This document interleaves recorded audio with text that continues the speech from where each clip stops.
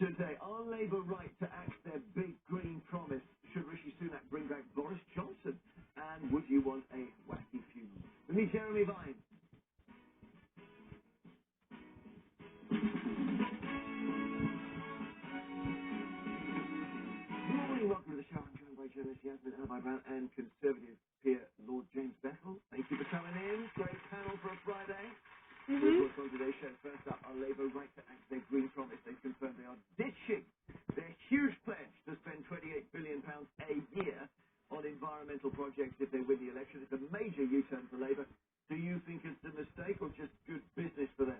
Then should Rishi Sunak bring back Boris Johnson? The Prime Minister refused to rule out the possibility of bringing back Boris into his top team after the latest polls showed Labour could win by a landslide in the next election. So do the Conservatives need, whatever you think of it, they need him back. They need Boris back. Then, would you want a wacky funeral? There's been a rise in people having some wacky ideas when it comes to funerals, such as the send-off in a bed of hay, people attending naked, and one even had strippers. Do you think it's okay to have a weird and wonderful funeral? Get in touch. We want to hear from you. Or is it better just to be dropped in the ground and forgotten? After that, we'll take a look at some of these stories in the papers and online, including Talking Telly with Big Boy star Camille Kaduri, who's a lovely person. And then at 11:15, the conversation continues with Storm, who's joined by Ava Santina Evans and Ali Miraj. At 12:45, Alexis Conran and friends. He's got some tips to keep half-term cheap for our kids. So plenty to get through. And of course, I'd like to hear from you. Let me show you how to get in touch right now. Thanks to what looks closer and closer to a second Trump presidency. Yasmin, I don't know what you think about that. 0207-862-2222. The president is telling us the details today.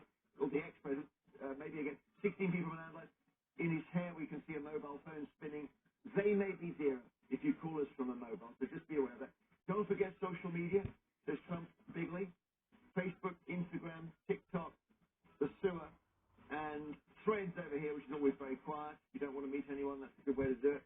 And there's YouTube. This is the new thing here. We now have a YouTube channel. You just go on YouTube and you type Jeremy Vine on Fun. And you can see our best bits, our greatest hits.